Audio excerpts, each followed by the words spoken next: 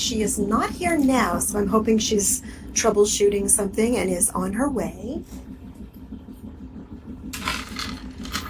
And we still have a couple of minutes, so I'll just test my voice, make sure everybody can hear me, and then hopefully Kay is relogging and will be here shortly.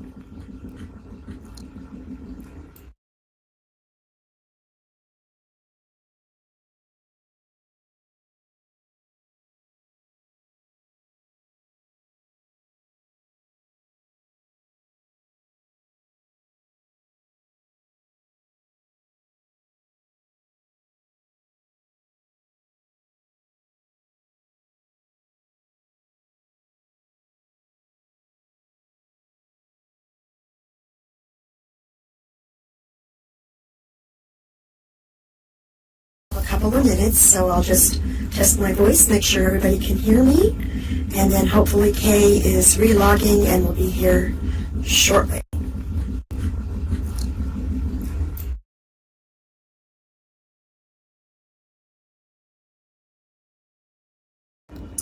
Great, welcome Kayvon. We're going to get started in just a moment. So if you'll want to get comfortable, I did change the group on our slide presenter. So you can check now if you're able to put your slides in. Otherwise, we may have to troubleshoot and see if you can drop them to me. But it's unlocked and I've put it in the VWEC group for you. Hopefully you can drop in your slides. Okay, let me go ahead and check. We just had a power outage, so I just changed computers. And I'm on the laptop now, so let me go ahead and check. Thanks.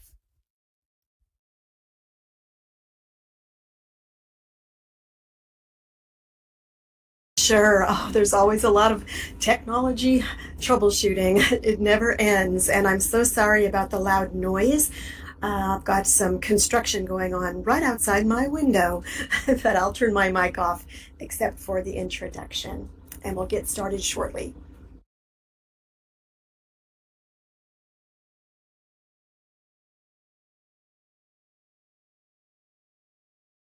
Can everybody hear Kay okay? Kayvon, I heard you loud and clear, so hopefully everyone can hear Yeah, both of us. that part's fine. Let me just get adjusted a little bit. I'll be right with you.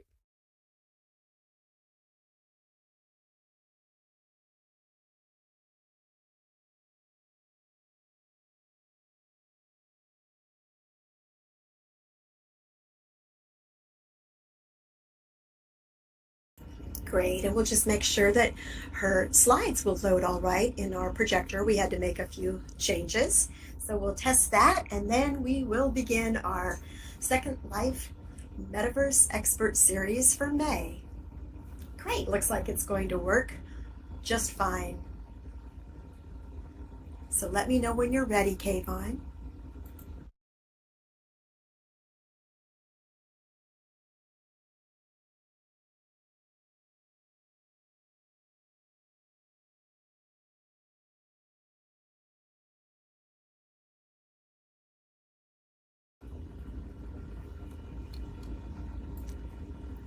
I know it's been a busy day. There's been a mental health symposium all day. People have been very busy. So take a deep breath, relax, and we will get started. Are you all set? Are you all set, Kayvon? Shall I I'm. begin? I would say I will say I'm almost set. I'm Okay, you still just let me know. Take your time. on on the computer, and I wanted to say thanks everybody for being here. Thank you for putting up for this little glitch about not exactly starting on time. We kind of have a power outage here in Colorado. So I might as well ask while I'm here, where is everybody from?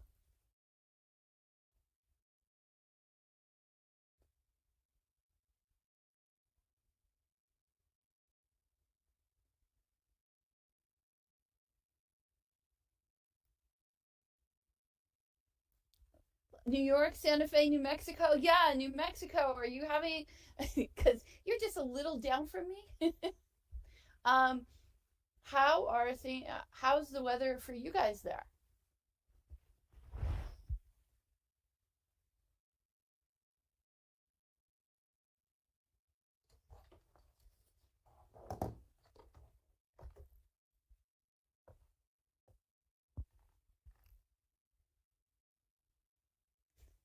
Hot, getting warmer. Yes, almost 90. Not that hot for me.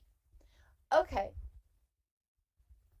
so to go ahead and get started for everyone, I want to thank you. I want to go ahead and thank you for coming a lot, and thank you for inviting me. Is Great. NPIRL, and it's a term that I like to go ahead and I like to use it a lot. Now, is everybody familiar with this term?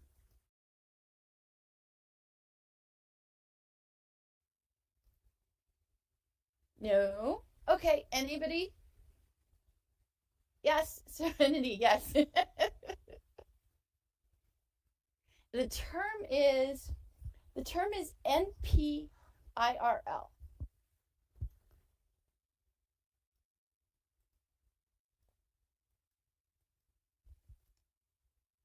Oh, and Kay, before we begin, I do want to let everybody know that we are recording and there's a live stream. So let me just put that in our local chat for everyone, and they can be considering what your term means. So I do want to just give a quick little introduction, and they can be thinking about that. I wanted to welcome everybody. This is our VWEC Metaverse Expert Series. And I wanted to let you know that after our presentation, we'll move over to the deck for a little social time. And here's the live stream link. We're on a live stream and our session's being recorded. And I'm so glad that you got your technology glitch to work. This is Kayvon Zanovka, who is Kay Novak. And Kay is an educator, instructional designer, edupunks, cool hunter, and sometimes puppet master. Kay believes the metaverse, virtual worlds like Second Life, massively multiplayer online game creation platforms, and AR pervasive games could all make education better, certainly way better than sitting in factory model rows, solely reading publisher textbooks, or with inferior OER and ZCT courses that we now have. And so I'm going to let you take it away, Kay. Okay, I'm sorry you had to read my words. It's so no problem. When you have to read somebody else's words. and that was just kind of straight off my Twitter. So that's where Val got that. Okay. So thank you for coming. NPIRL, and some people already mentioned it. It means not possible in real life. And who is it that just mentioned that, it was like an old-timey phrase from Second Life. Yes, you'll now more often you'll see it as IRL, in real life. Somebody will put something, an abbreviation, and it won't be anything to do with virtual worlds. You might be reading a blog or something like that, and then someone will just use they'll just use the IRL as an anonym. Okay, so to get started, the title is NPIRL, Teaching and Learning in the Metaverse. So let me go ahead and put this next one. So put this next one up. So I'm gonna start from the opposite side of that title. Instead, I'm gonna talk about the metaverse. Okay? Does everybody remember back to last year when it seemed like people had just newly discovered the term metaverse? And for a lot of us, we already knew about the metaverse because a lot of us have read the book Snow Crash. And if you have read the book Snow Crash, just go ahead and type Y in the chat. And if you've never read the book Snow Crash, go ahead and type just the letter N. It's like how gamers do it. Yeah. I know. Okay. So the reason I'm mentioning the book Snow Crash is that it's pretty much the first time the term metaverse was used. Yet last year, the term the metaverse like just blew up, and suddenly we were seeing things like this.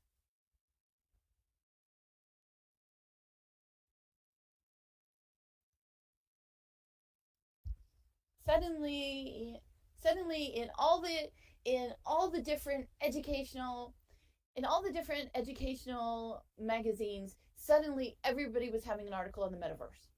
And this has a lot to do with Mark Zuckerberg talking about it, and everybody wanting to go ahead and be part of it. For me, even though Mark Zuckerberg made the announcement earlier, it was July that it really hit for me. So in July, I suddenly was at a conference for the U.S. Distance Learning Association, and they asked me to do more on that. Even though I was talking in generally about virtual worlds and VRs and things like that, everybody started asking me to redesign it and the presentation. How can administrators use it, and how can you go ahead and take it in, back to the class room. And let me put this next slide in. And these were the kind of things that were showing up in all the educational journals and things like that. And if anybody saw this picture, go ahead and type a Y in there and let me know. Because I don't know if I was the only one who I don't know if I was the only one who saw this picture and possibly read this article. Okay, now for me, this was a very, very sad picture. And the reason why this was a sad picture is, take a look at it. That looks like a really nice campus, right? It's fall, the leaves are in the ground, and I grew up in the Northeast, where there are trees everywhere. Where I live in Colorado, it's kind of like a high plains desert, so there's not as many trees, but this is fall. This is leaf kicking time. This is the time of year that you would go outside and you would kick those leaves, even if you were just taking like a walk. But in this picture, you'll see for virtual reality, they put the students out there and they put the VR goggles on them, and they're outside doing that. And this picture makes me really look at the not possible in real life. And for me, this would have been a perfect situation for, instead of virtual reality or a virtual world, instead, having augmented reality, where the students would be using augmented reality, say, on their phone, and it would basically be an interface where they could go to places on campus. So the reason why I'm bringing this up is I want us to consider what technologies we can use, how we can use them, and when and where it's the best time to use them. Now, the discussion at this point in time was all about digital twins. Everyone was asking me, what is a digital twin? Can we have a digital twin of our campus? Can we have a digital twin of a lab? Can we digital twin our extension office? So again, the discussion at that point in time wasn't about what's not possible in real life. It was really trying to do with the metaverse exploding. There was a lot of discussion about how do we do exactly what we're already doing. And anybody who is a veteran of Second Life knows that at one point in time, everybody had an exact, they built exactly what they already had on campus. And there are purposes for that. If your students can't come on campus, or if they're online students, there's a lot of room for that. But what I'd really like to talk about today and have you also think about is what you could do that isn't possible in real life. And I mean, if you're thinking about that, just look at Valerie's hat. Look at the hat that Valerie is wearing. That hat is not possible in real life. So that's a really good example. Now I'm going to talk a little bit more about where we are and how we're dealing with things. So, how many of you have heard of the Gartner's hype cycle? Shiloh, you can have a global reach on research. You're absolutely right. That is something that we can do better. Okay, I'm seeing people saying that they've seen the Gartner's hype cycle, which I like. It's been used since 1995. It helps Gartner, which is a consulting company, talk about different technologies. And the thing that I like about it is it kind of tells us sometimes exactly where we're at.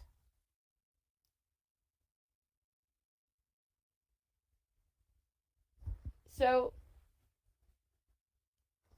what this is the hype cycle has different portions of it. So innovation trigger, peak of inflated expectations, trough of disillusionment, slope of enlightenment, and plateau of productivity.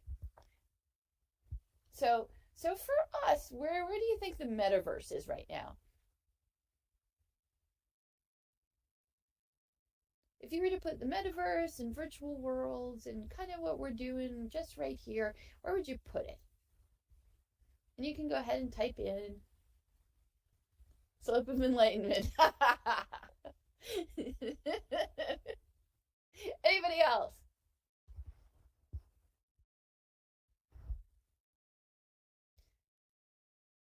Okay, we're getting votes for slopes, at least for Second Life. Inflated expectations, Max. Peak of inflated expectations. And yeah, what people are putting in here, I would say that we bounce around. We bounce around a bit. Now, if you were and I'm just asking you this as an aside. So if you were to say, what technology is currently in the peak of inflated expectations? Would anybody have an answer for that? Oh, an Immerlock, yeah. VR. And Dodge says VR. And Immerlock, I agree with it. It depends on the metaverse. Depends on the world. Yeah. AI. I was hoping someone would say AI. Okay.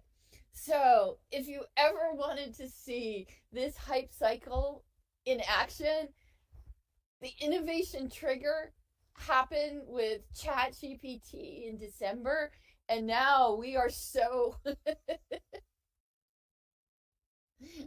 and now we are so much in a peak of inflated expectations.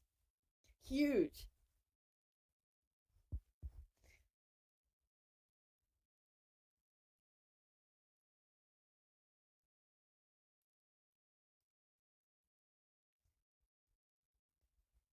And so where do we think we are? Where exactly do we think we are with the metaverse? We got some answers there.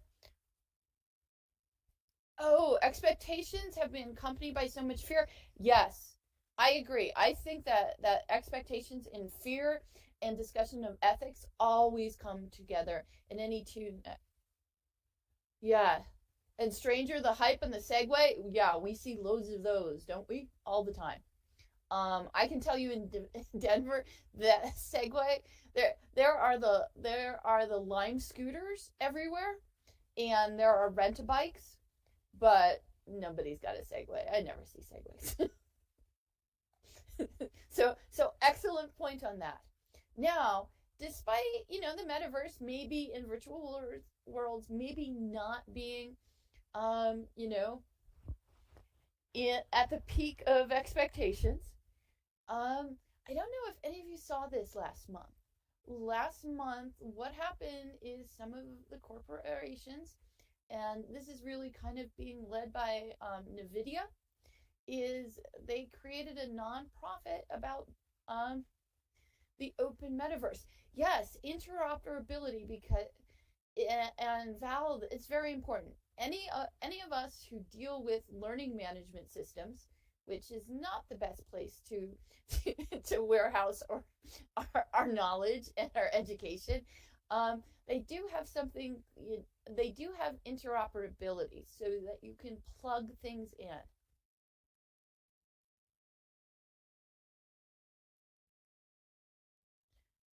Yeah, MLOC, I agree that the metaverse term and the definition has been hijacked. And that's also why I like to use it a lot.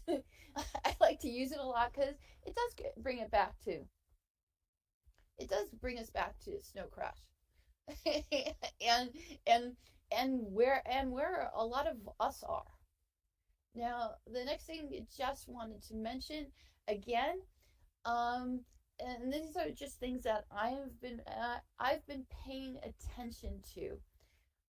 This was from March, the end of March. There was a conference that NVIDIA. It was for free. You can go back and watch the videos on it.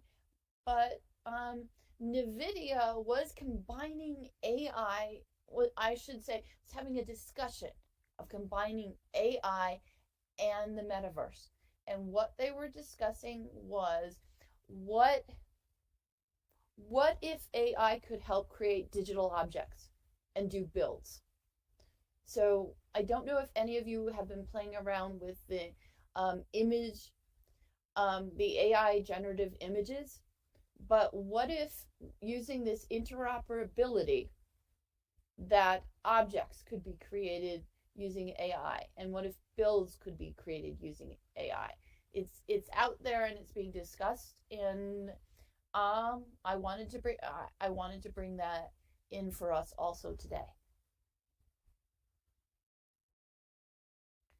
So besides that, we've also seen things like this. When I'm saying builds, am I viewing this as tool making? When I'm saying builds, I would say, like, I would take it out of scenes or sets, is how they were discussing it. That was my understanding about how NVIDIA at the conference was talking about it.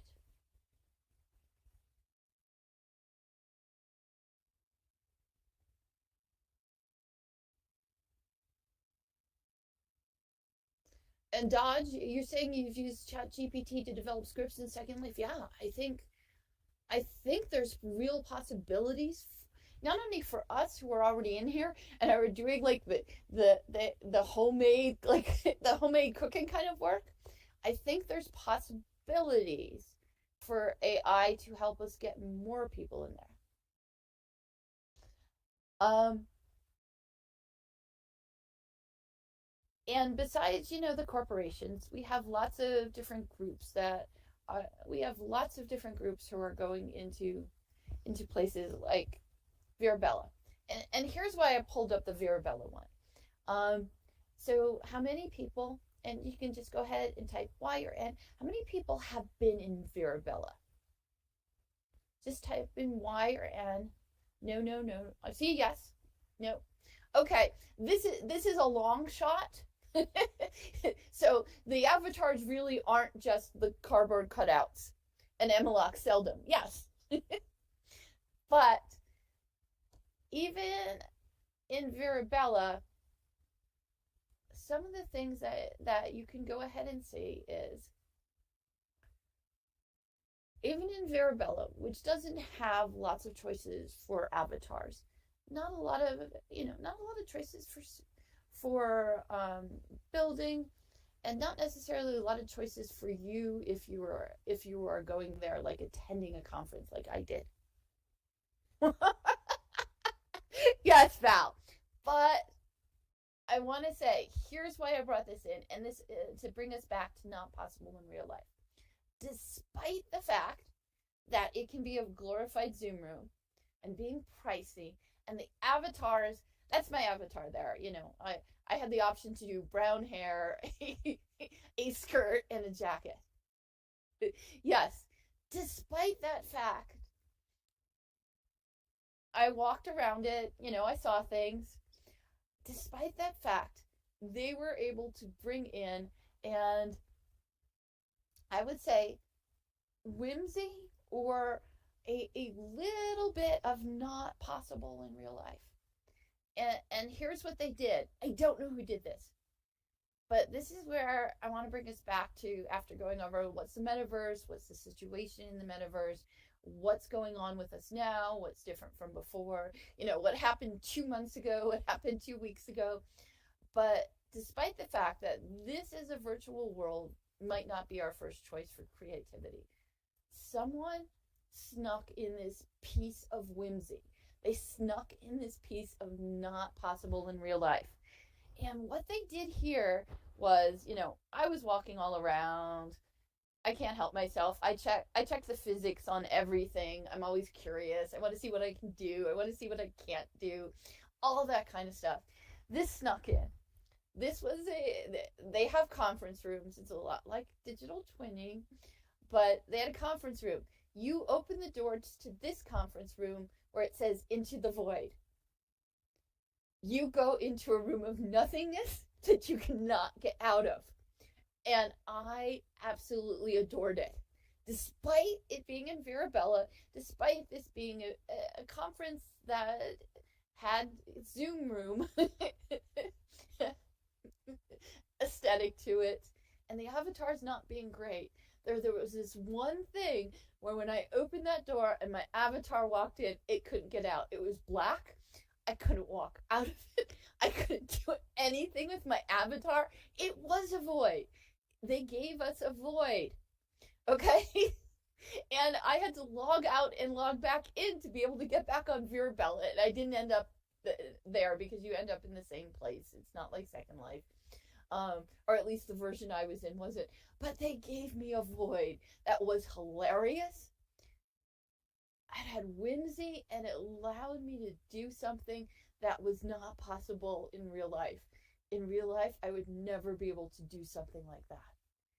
And for my students and for the things I'm developing, digital twins have their purpose. Doing things that are like the classroom, again, has its purpose. But when it comes to it, when I'm looking for my students to be the creators and the designers and the divergent thinkers of the future, I have to go to not possible in real life. That's where I have to go to.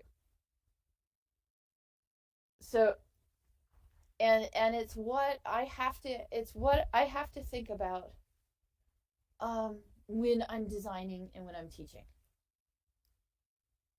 So I'm gonna give you some examples. Over the years, I've done a lot of builds in Second Life. This has always been my favorite. This has always been my favorite. And when I say, and everything I do, it's not me. It's a team of people. This is Lee Dale Shepherd. This is Abacus Capolini, who have helped me, in every part of the way, and are the creators of this as much as I am. But what we had to do, the situation that we had was, and because I'm with an institution, I always have to justify what's the learning outcomes, what's the learning objectives, why are you doing this? What we had was an Eastern philosophy faculty member who was having problems having her students understand a concept of Atman is Brahman and Brahman is Atman out of Eastern religions. And where I live in Colorado, there in our school districts, in this very in this very small 2-county area, there is a population of Nepalese immigrants, and our students were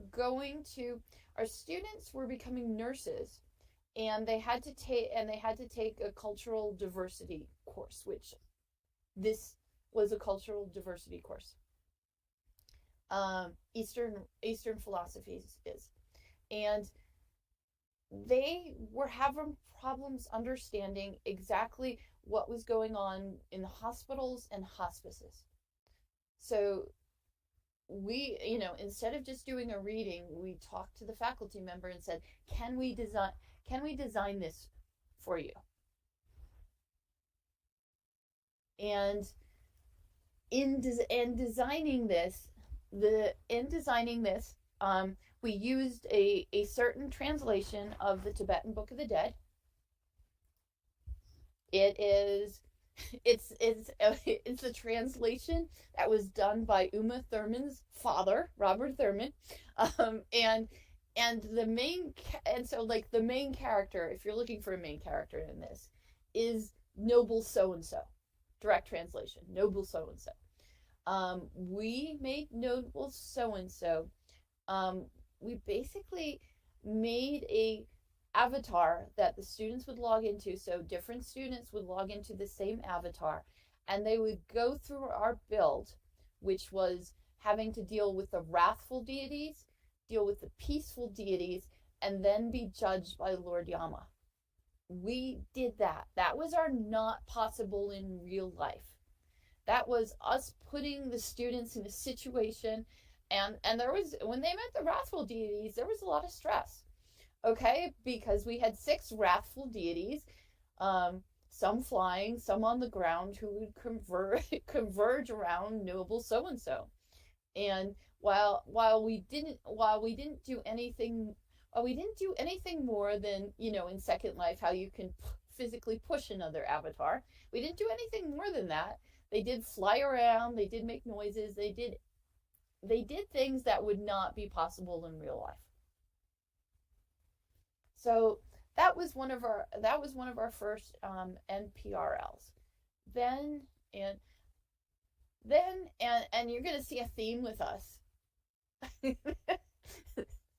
then we had another learning requirement. Now this learning requirement was a humanities course, and it was for the students to understand the overwhelming burden of the pharaoh, metaphorically speaking. There is an Egyptian book of gates, and don't go to Wikipedia because Wikipedia doesn't even describe it. But how the pharaoh had a role both as the governmental head and the religious head of the state, and trying to get students to understand the burden of the pharaoh. So the way that we did this was we created a build in Second Life where the student, again, would be the avatar, would be the pharaoh, and have to go through the gates, which included dealing with Apophis, and Apophis is basically the serpent god, and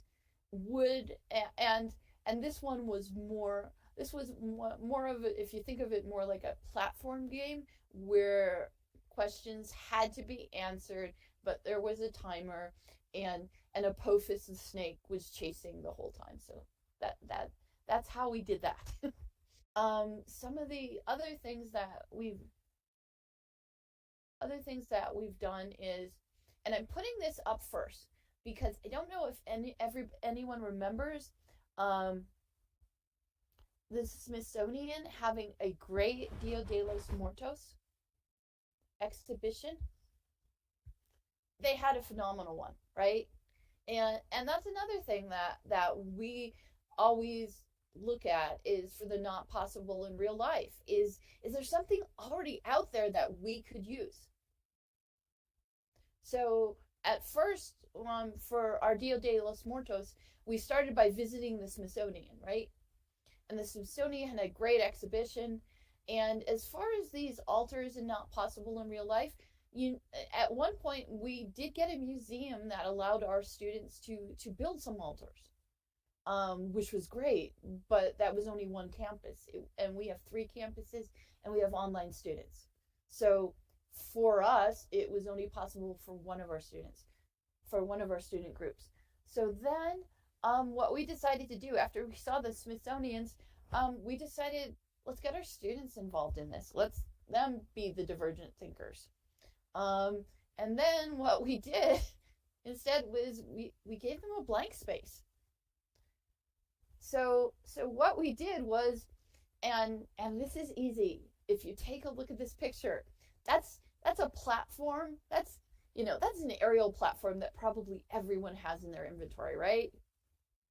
Put some grass on it. And then we basically brought in, what is considered, you could consider a Western church style, and we plopped that down on there. And then we had our students come in, and we had our students build the altars instead. And with the building of the altars, and their students taking this basically blank space and building things, it ended up being way better than I thought. And they were way more creative than I thought. And our students, they were able to put ghosts, some just basic scripting to on ghosts and moving them around, and they were able to do something that they couldn't do, that wasn't possible in real life. Now, let me put the next one in.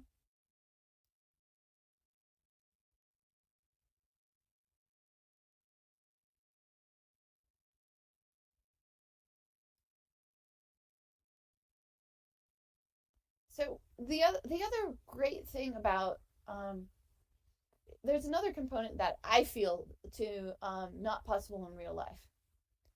Now, how many of you, go ahead, type in while you're in, are familiar with the phrase Kobayashi Maru? Yes. Who else knows Kobayashi Maru? No.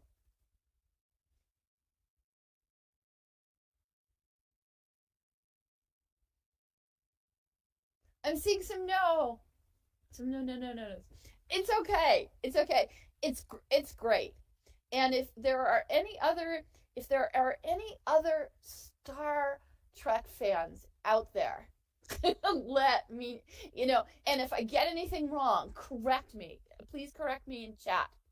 So basically, the Kobayashi Maru was a simulation that was done, and now this is Star Trek lore. So this was a simulation that was done at the Star Trek Academy. And it was this moral dilemma.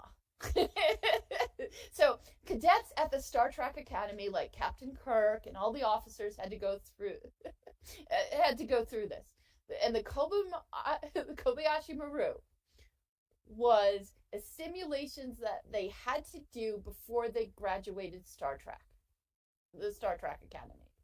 And it was this moral dilemma where if you chose, and it was basically, do you choose this group of people to die or this group of people to die? And whenever you made a decision, it kept getting worse, right? So you decided to help these people. Oh, yes, exactly. No-win dilemma, right?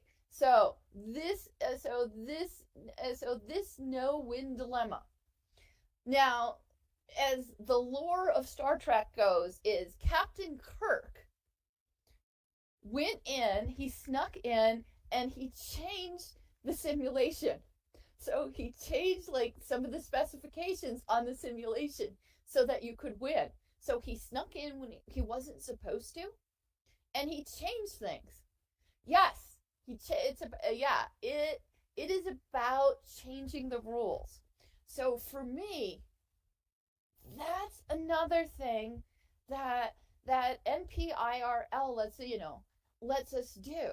Going into virtual worlds, going into games and these other places, it allows us to change the conditions or change the rules. And that's why I think immersive virtual spaces are so important because they let you go ahead and do that.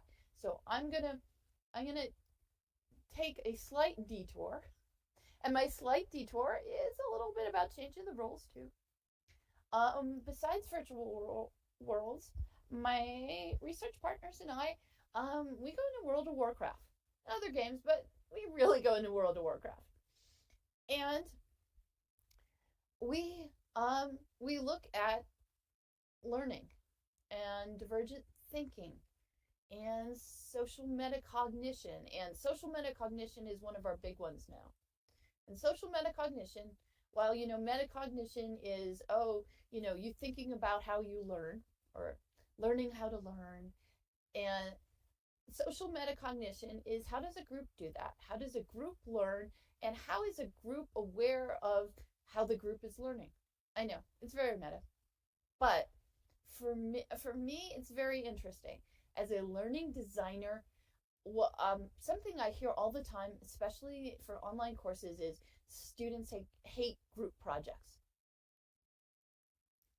What's the purpose of a group project? Oh, you have to, because you need to work in groups at some point later on. But we're trying to take it further and going in. It's not so much that you just have to learn how to work in a group. You have to understand how your group learns, what their abilities are, what they can do, and how the group can think and go further.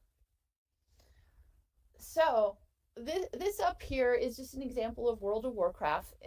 This is some competitive groups who are trying to figure out how to beat the boss, or to, what it is running through a dungeon through a specific amount of time and beating the monsters, okay, and surviving and staying alive. Again, the part about being alive, something not, life and death, not something that you really want to do with your students. But here is one example that happened recently, and it is, and you don't have to know much about the game, and yes, collaborative learning and how they learn and how they help each other learn. And I just threw this up here as a total Kobayashi Maru. And in games, a lot of time we call them cheats. and this cheat was something that this group of gamers who are doing nothing but learning how to do this better and faster, and learning how to do who's going to take on what role and who's going to do what, and figure out how they communicate with each other. This is a total, they figured out a total Kobayashi Maru, or a cheat, that allowed them, when they were competing against other groups that were doing the same game, to do it faster than anyone else. So for me, not possible in real life isn't only the beautiful, like the Tibetan Book of the Dead or Dia de los Muertos, but it's also getting our students to be divergent thinkers, and getting them to be able to do that Kobayashi Maru. And this is something that I talk a lot about, because this is what just hits me. This is what hits me all the time. And this is something from a 2016 Fast Company. And I spent about a year walking around the halls in my college going, how can we do this? How can we do this? And I'm still trying to figure this out. Okay? But these are the jobs other than Uber driver, which was a joke on this, but these are the jobs I want my students to aspire to, and I want them to do. This is divergent thinking. This is when I do an NPIRL, this is what I want my students to be able to do. This is what... Oh, Val, that's such a good idea. AI prompt engineer. Thank you. I will add you to the slide as having suggested that, because you are absolutely right. That why wouldn't you want someone who is divergent and creative doing that? So for these, as far as I'm concerned, these jobs will require my students to be able to think about what's not possible in real life, and and go, let's figure it out. And also it'll require my students to Kobayashi Maru it. Go, huh, well, this isn't working, can we change the conditions? That's why I think teaching and learning in virtual worlds is so important.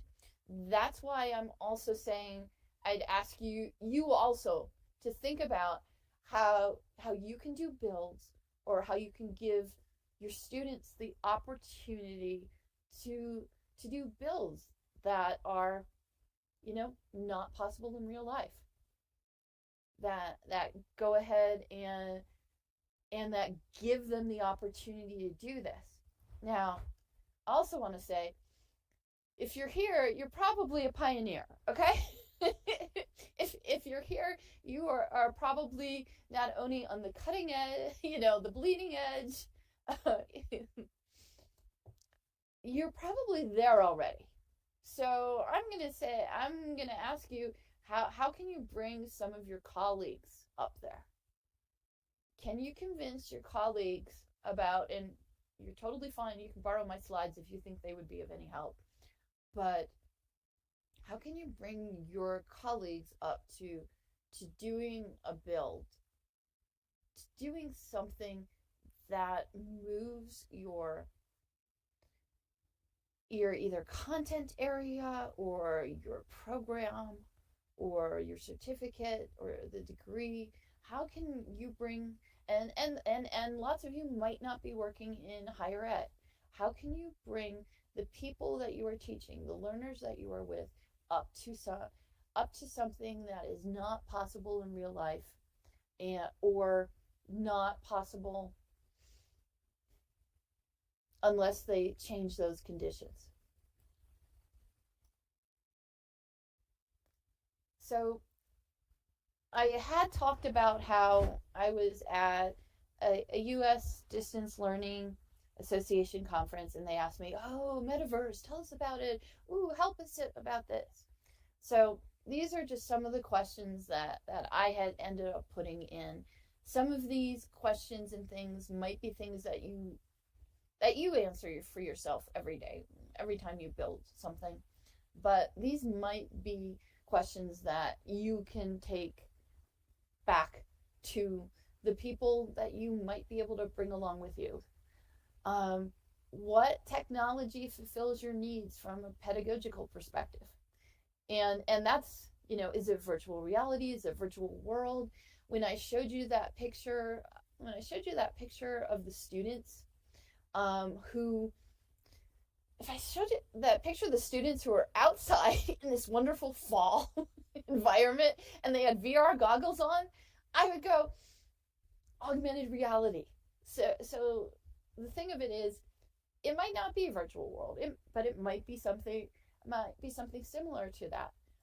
Some of the other things that you can talk to your colleagues about, like that we do, is what domain are they looking to have their students? Is it cognitive? Is it affective? Or is it psychomotor? I will tell you, our Tibetan Book of the Dead was not just cognitive, it was affective.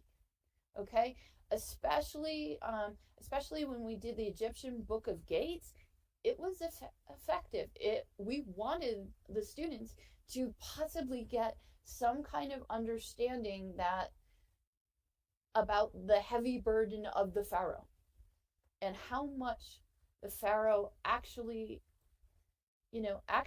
had to be doing when it came to every single day they had to do this. From a technology perspective, again, which of these do you need to consider? And then I'm going to say, what kind of resources do you have? Are you bootstrapping it? I bootstrap it a lot of the time. And by bootstrapping it, what I mean is I have no resources. What can I get for free? What can I find? What can my students build? Yeah, Prof Graceful. How do you get their students to question it? Um, there's two there and I would say there's two things that I'm gonna pull out real quick about in real life. How do they question it? We had someone come to a classroom who is a union organizer in Colorado, and that there's something out there. It's called just transition. You hear it a lot in climate talks. Just transition. It's for us in Colorado, we have a lot of fossil towns that the whole town revolves around a mine. Just transition mean what just transition is, it means this town, how do you get them from being dependent on all the taxes on being on coal mining to get them to some other industry? How can people still have jobs? And how can we do this quickly enough so that we still have a planet? So it's called just transition.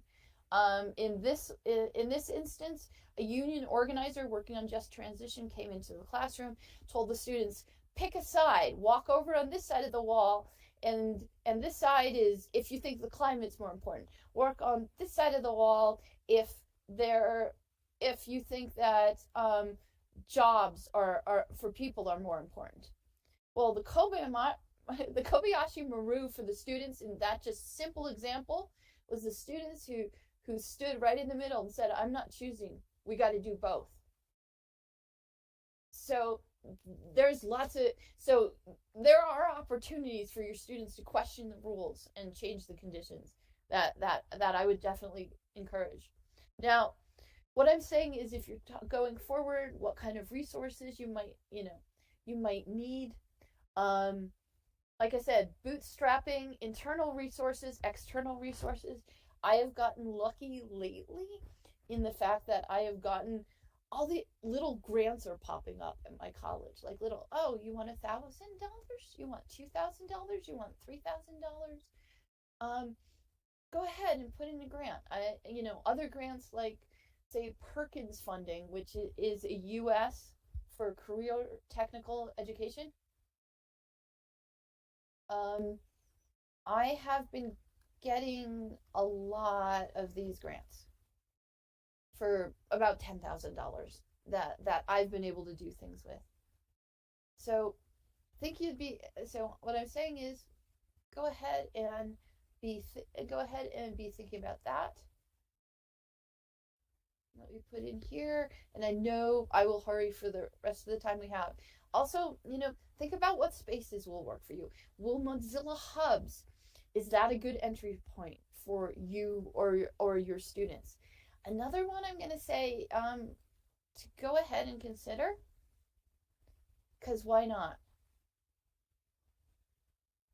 Oh, I will. Okay, so Shiloh, these are educational pedagogical grants.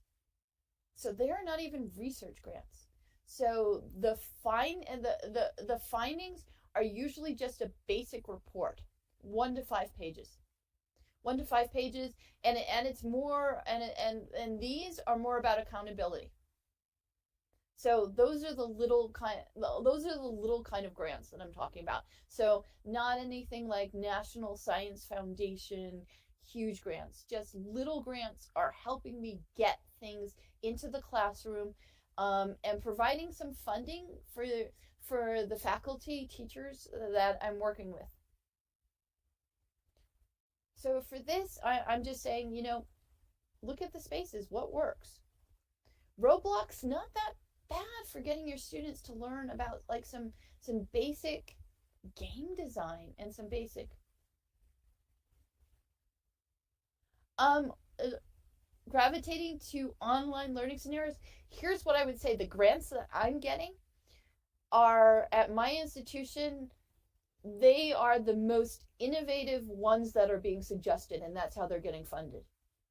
I just got 2 things funded very small again, one for 4,000, another for 10,000, to bring in AI as open pedagogy is one of them, and the other one is to train faculty how to use AI in their content.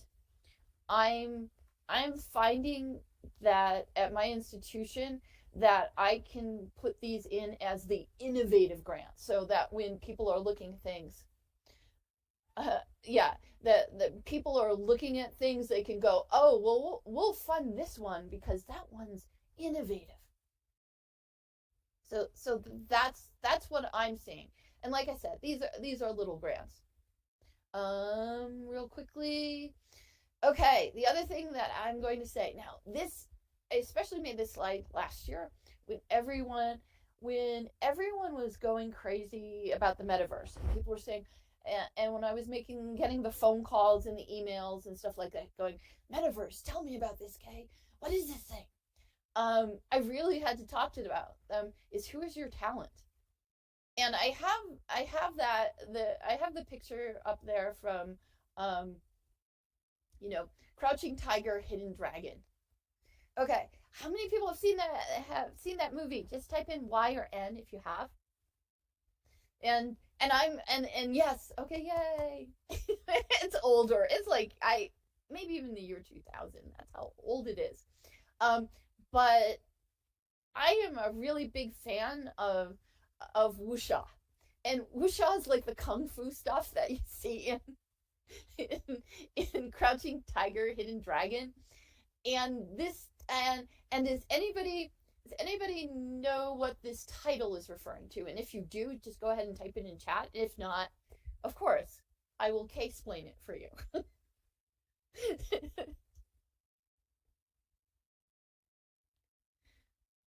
And I'm not seeing anybody typing for the moment. So I will explain it, and I apologize for doing that. So Crouching Tiger, Hidden Dragon is about talents. It's a translation from Chinese, and it refers to the empire or the dynasty or the emperor, the state looking for talents. Who are your talented people?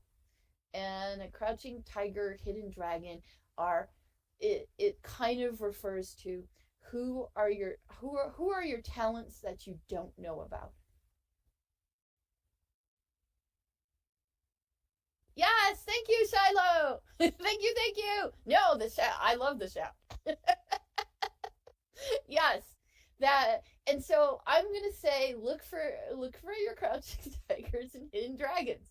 Yes, and in the reference to this is emperors wanted to find dragons and tigers, and had to look out for the ones that were not found.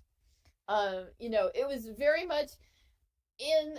Okay, so in the West, we put people in a position, and that's the only position we can ever view them as. This is more about thinking about who, and this includes your students, who are the hidden talents. Go find them. So when you're doing this, both for your students and see who else is interested, see who else would like to go ahead and help you with this. And like I said, the slide has some ways you can identify what each person is. Now, what I've also been doing is I've been having to discuss when it comes to these things, what are the timelines? And sorry, I will go fast because I never get enough time. Sorry about that. Let me go back. Okay. And the example that I'm going to give you is the best project that ever was that did not get past a grant. So the best project that never got past a grant was North American Network of Science Labs Online. It was ahead of its time. It was pre-COVID. People did not pay attention. This is my friend who was the laboratory director. what this allowed was students could go on and control the control the robots that were in this, who were doing the lab experiments. It was absolutely phenomenal, but it didn't make it. And this is my rationale of the reason why it did not have, it was glitchy.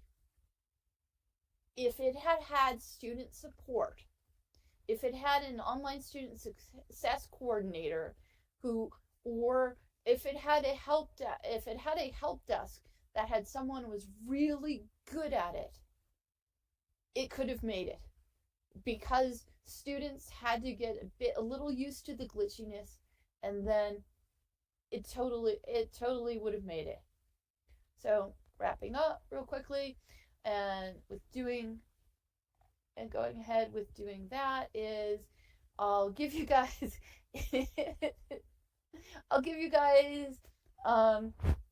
this was an immersion plan that we did for US DLA. Oh yeah, Dee Dee, it was great. In fact, the reason I had the picture there was my friend was presenting on a game, and he had that in the background, and we stopped the webinar because everyone was so interested in what was going behind it. So, instead of the game we were supposed to be talking to. So I'm just sharing with you like some little things that and when I talked about those quick like those quick project things that you can go ahead and do, I just shared with you, it's just a Google Doc. These are the 1-page grant things that I do. I always keep it in my back pocket. I have a lot of them on different Google sheets that I'm just ready to pull up. When somebody says they have money, I'm ready. I'm like, oh, is there, and the AI and open pedagogy grant we got, it was a grant that got put out and had a week turnaround time because my college had extra funding they had to spend for this end of the fiscal year. And this person and I were talking about it, and he's like, oh, do you think I can get do you think I'd be able to get course development money for this? And I'm like, we won't know about budgets for a couple more months. But this thing came up, and we just did it.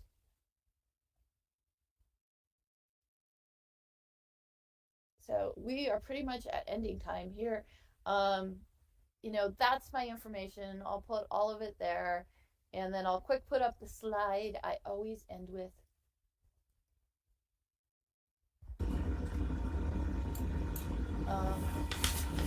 Which is